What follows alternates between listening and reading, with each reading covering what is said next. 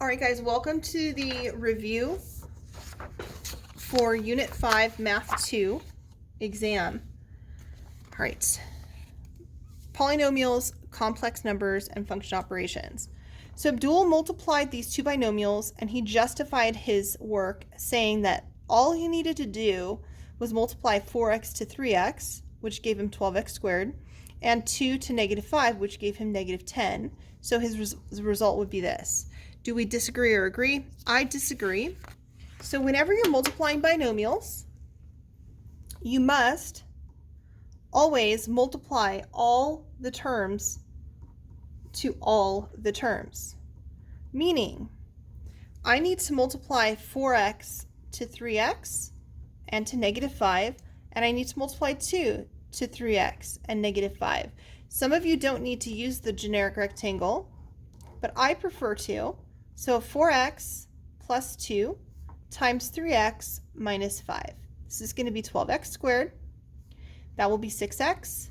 That will be negative 20x. And this would be negative 10.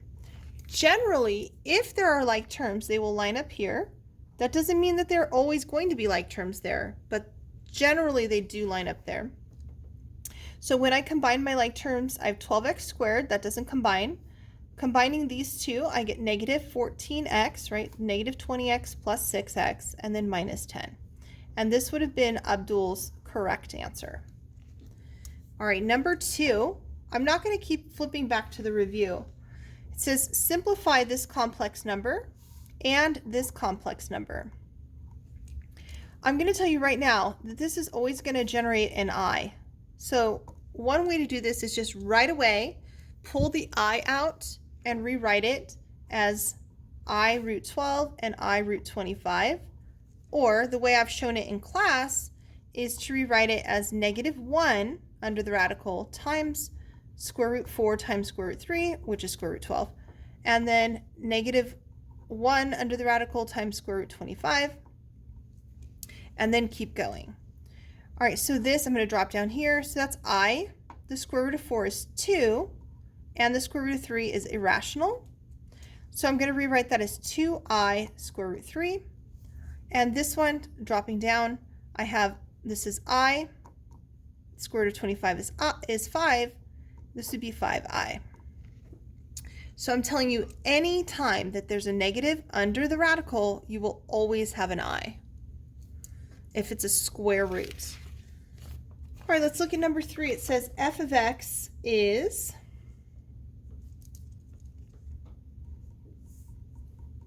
x squared plus 2x minus 5, and g of x is 2x plus 4. And it wants to know, what is this? So this means, what is f times g of x, right? So we're multiplying.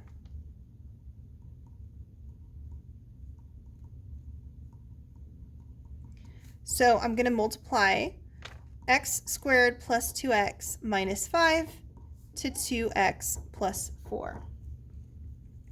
So again, you can distribute the 2x to each term, you can distribute the 4 to each term, or I prefer to use a generic rectangle. So that's going to be my x squared plus 2x minus 5, and then 2x plus 4. Multiplying these, I get 2x to the third. This is 4x squared. This is negative 10x. 4x squared. This would be 8x and negative 20. Again, generally speaking, if there are like terms, they will line up here. Not always, but in this case they do. So I have 2x cubed. That would be 4x and 4x squared and 4x squared would be 8x squared. So remember, when you're adding, your exponent stays. This would be 10x and 8x. One's negative, one's positive, so we'll subtract. That's 10 minus 8 is 2, and there's more negatives, and then minus 20. And so this answer would be C. All right, number 4. This one's the hardest one. I will flip back to the review. I did say to add this phrase right here. So it says, flying lessons on weekdays cost $M per hour. Flying lessons on, and I said add on weekends, cost $1.2 per hour. So I think it would be really beneficial here too if we put $1M versus $1.2M. So this expression, 9M plus 3 times 1.2M, represents the total dollar amount that Myra spent on flying lessons. What does that 9M express? Okay, so this is, whoops, this was wrong. I'm sorry, excuse me. So this portion right here, I'm going to write it on a different page so there's nothing underneath it. Our 9M plus 3 times, I actually prefer to write it like this, 1.2M. This makes a little more sense to me. It doesn't really matter where the parentheses go, remember, multiplying. So this represents the cost for M lessons on weekdays, or sorry, weekends, my bad, weekends. And this is the cost for M lessons on weekdays. So they want to know, what does this entire portion represent? So this entire portion looks like they took 9 lessons on weekdays, or 9 hours worth of lessons on weekdays. So this is the total cost for lessons on weekdays. So similarly, this, it looks like they took 3 hours worth of lessons. This would be the total cost for lessons on weekends. And so this would be the cost of all the flying lessons that Myra took on weekdays.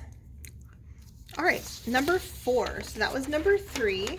Probably the hardest question just because of the verbiage. I'm sorry, that was number 4, my bad. We're on number 5. Probably part of the hardest question just because of the way it was worded, but on the exam, I believe there's only one of these are variables, so it's a little more straightforward.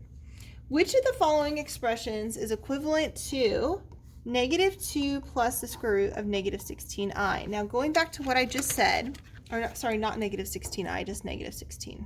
I got ahead of myself. So going back to what I just said, I know that this is going to have an I. It's I root 16. Or we can rewrite it as -2 plus, and then the square root of -1 times the square root of 16.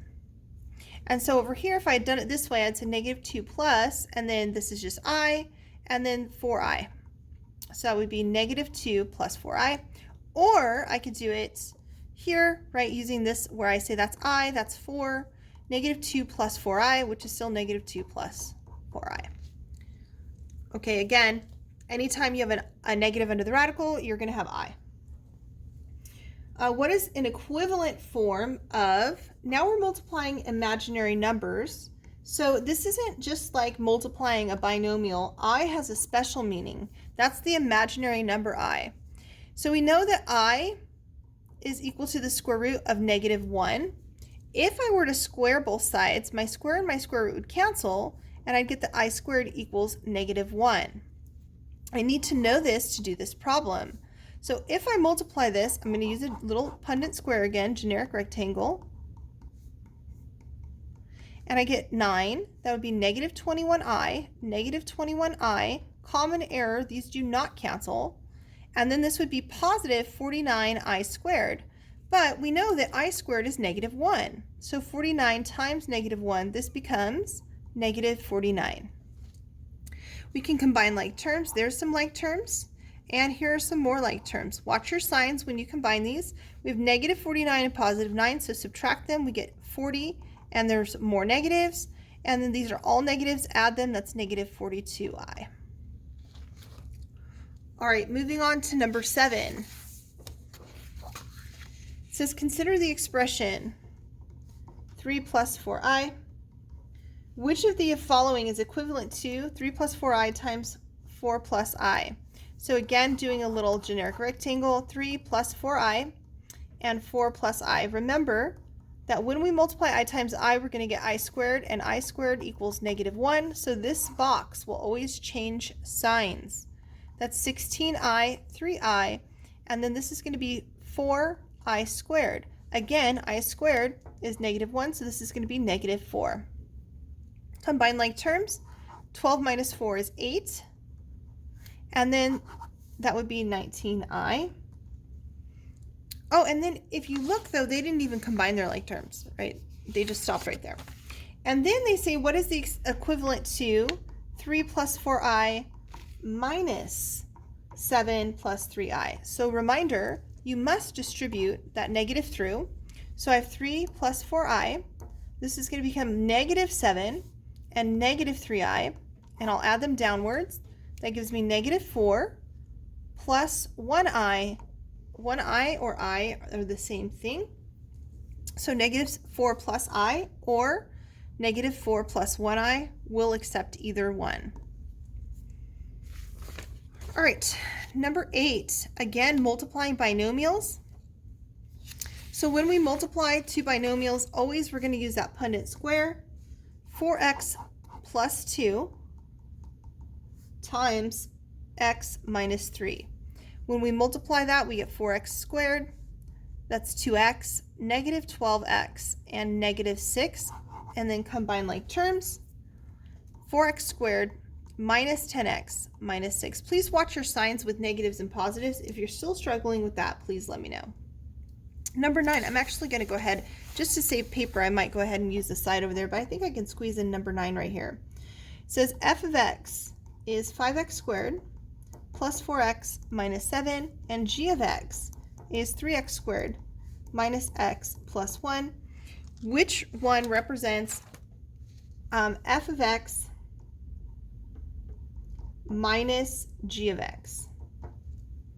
That is what that means, right? When they say f minus g of x. So we're going to take this function and subtract this one from it. So 5x squared plus 4x minus 7. Now remember, if we're subtracting, every single one of these signs has to change. So that will become negative, positive, negative. So minus 3x squared plus x, and then minus 1. And then add downward. So remember, when our signs are different, we're subtracting, so that's 2x squareds. Add these, that would be 5x and -8. So your answer should have been A. Number 10. I can't do that one without the graph, so I'm going to go ahead and go back over to my graph. So common error that students are making is they're not wanting to write this middle step down. G of 0, that's what I'm going to do first, G of 0. So here's G, here's F. So I'm going to go to G and find 0 on the x-axis, right? It's right here. But then I'm going to go up to G, and it's right there at 2. So my output, G of 0, is equal to 2. Remember, your output becomes your input in the next function. So now I'm going to do f of 2. So f of 2, here's 2. Go up to my graph, it's right there. The output is 1. So I should have that f of G of 0 is 1. I would say, let's try one more. Let's do, let's see, how about G of f of -2. So first I'm going to do f of -2. So f of -2, here's my f function, here's -2. I'll go up to the graph, and the output is 1. So then I would do G of 1. G of 1, I go to my graph, right? At 1, my graph would be 3. So please practice that, and if you want some extra examples, just let me know. Number 11, they're asking us to rationalize the denominator. I know that's not what it seems like it says, but it says, which of the following is an equivalent form of 10 plus 6i over 7 plus 2i? And now what we know is in the denominator, we can't have I because I is a radical. So step 1, is to find the conjugate, which would be 7 minus 2i. Step 2, we're going to multiply top and bottom by that. So I'm going to multiply the top and bottom by 7 minus 2i. I'm going to go ahead and put my parentheses just so that I am mathematically accurate. And then step 3 is to simplify. So let's go ahead and multiply the numerator. The numerator I have 10 plus 6i, 7 minus 2i. That's 70. That's 42i, negative 20i, and negative 12i squared. Remember, I squared is negative 1, so that's going to become positive 12. When we combine like terms, that gives me 82, and then right here that gives me 22i over. Now I can actually stop because the only one that's true is C. But just in case, let's go ahead and multiply the denominators. Now remember, what's going to happen here is that these two terms are going to cancel, right? These two, they're just going to cancel out. So I really only need to multiply the 7 to the 7, which is 49, and the 2 to the 2, which is 4. Again, yes, it'll be negative 4, but we'll also have I squared, which will change our sign, and that'll become positive. And so we'll have 82 plus 22i all over 53. They may ask you to split it as 82 over, 53, plus 22i over 53, or you can leave it in one radical, or one fraction. It just depends. Generally, they want this form, but on this exam, they have it in this form. Number 12. Okay, so I'm just going to do this one. I'm only going to use the graph. So this is 1i, this is negative 1, positive 1, and negative 1i. Think about it. Negative 1, positive 1? Yep. Negative and positive I? Yeah. Okay. So they want to know negative 2i to the 22. Something that you should notice by doing this over and over again is every time you get to here, you're at a fourth, like I to the 4th, I to the 8th, I to the 12th, I to the 16th, I to the 20th. That one was on the Quizette today. I to the 24, and so on. If you know that, you don't have to count 22 times around the circle.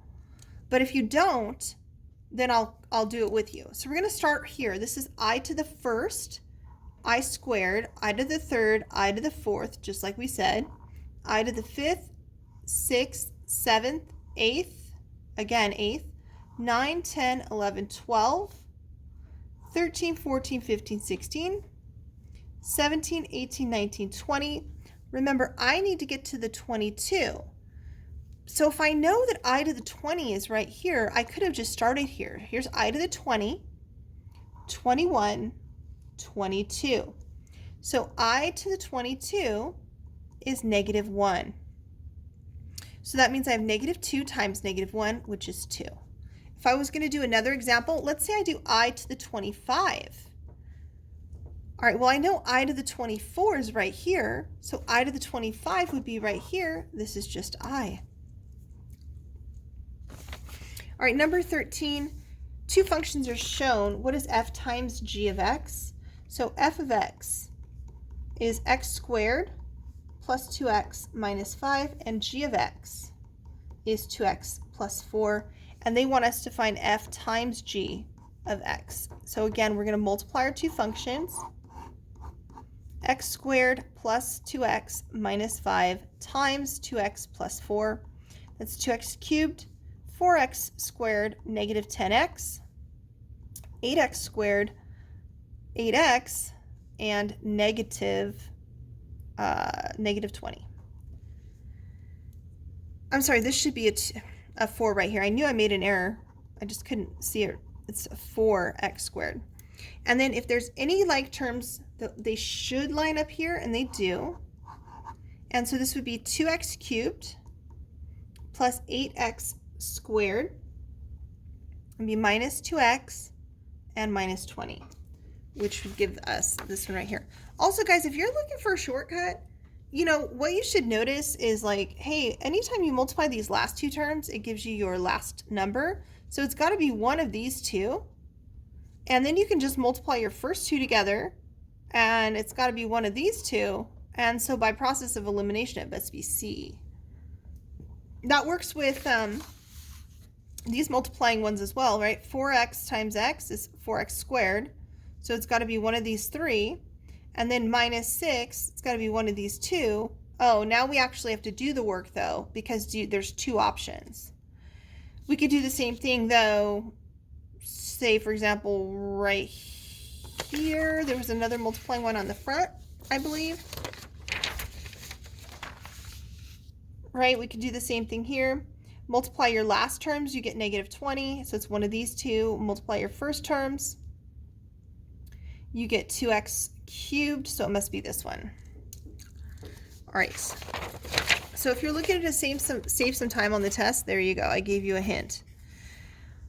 All right, next and last, I should say, is number 14. So number 14 says Francesca graphs the function f of x equals 2x minus 3, and George graphs g of x equals 4x squared minus x minus 1. Harold graphs g of f of x. All right, so this means that we're going to take f and we're going to substitute it in for g. So I'm going to take g, my outside function, g, 4x squared minus x minus 1, right? So here's my 4x squared minus x minus 1. And I'm going to substitute f into it. So 2x minus 3 and 2x minus 3. And now you need to be very careful with your algebra. Always, we square before multiplying. So I'm going to square 2x minus 3 by multiplying it to itself. That gives me 4x squared minus 6x plus 9. Add those together. This gives me 4 on the outside. Don't forget, I have to multiply that through in a minute. 4x squared, that's minus 12x plus 9. And then we're also going to need to distribute that negative through. That's negative 2x plus 3, and then minus 1. Now we're going to go ahead and distribute the 4. So we get 16x squared minus 48x plus 39. Bring down the rest of the problem. And then combine any like terms. These ones are alike. These ones are also alike. That's 16x squared minus 48, and minus 2 would be minus 50 x's. 36 plus 3 is 39. Minus 1 is 38. And so it would be D. All right, guys. It doesn't give me a running counter, so I'm going to go ahead and go through these one more time. So question number 1, the big idea is multiplying binomials. Please do a Punnett square. Question number 2, when you simplify a radical that has a negative, every single time you're going to have an I in your answer, so you can automatically get rid of anything like that. And then just be careful simplifying your radicals. F times g of x, again, a little hint would be to just look at your constant terms, which would be negative 20.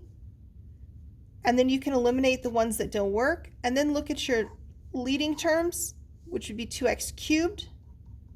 And you can eliminate the ones that don't work. This one, as I said before, it'll be a little bit easier on the exam. But remember, this represents your weekday cost. And this would represent your weekend cost. This number is the number of weekday lessons. This number is the number of weekend lessons. Simplifying, remember that again, you're going to have an I in your answer, and that you cannot combine real and imaginary numbers. So these are just going to be stuck. This one, when you square this, don't forget to do a Punnett square. It's not distributing. That's a no-no. Do not distribute. You need to multiply 3 minus 7y times 3 minus 7y in a Punnett square. When you're multiplying, again, a bunch of Punnett square questions, so make sure that you multiply these. Oh, and remember that I squared is negative 1. So if you multiply and you get, for example, here, a positive 4i squared, That will always change your sign in that box. Same thing happens here. This box always changes sign when you're multiplying I times I. Multiplying binomials, please use a Punnett square. Again, on this one, you might be able to use a shortcut, but you can't because the leading coefficients, there's too many of the same leading coefficients and constant terms. F minus G, don't forget to change all the terms in G. In G, you need to change the signs for every term. So negative, and then positive, and then negative, then add downward. On f of g of 0, always first evaluate this function at 0. So g of 0, and then plug it into the outside function. So do the inside function first, get your answer, plug it into your outside function. Whenever they give you a fraction with I in the denominator, you need to rationalize. So multiply by the conjugate to the numerator and denominator. Use your Punnett square, and don't forget I squared becomes -1. So that will change right here. You can use the idea of I, right, -1, negative I, and 1. Or just know that this is always I to the 4th powers. So I to the 4th, I to the 8th, I to the 12th, I to the 16th, I to the 20th, and so on. And move that in. Move till you get to there, and then count how many you have left to go. Again, multiplying, please use a Punnett square. But on this one, you can save time by checking your leading coefficients and your constant terms. And finally, function composition. Remember, these are the hardest kind. You always take right here, the inside function, and substitute it into the outside function. So you write g first, which is this guy. Anywhere you see x, you're going to replace it with the entire other function. And then watch your algebra. Have a great evening, guys.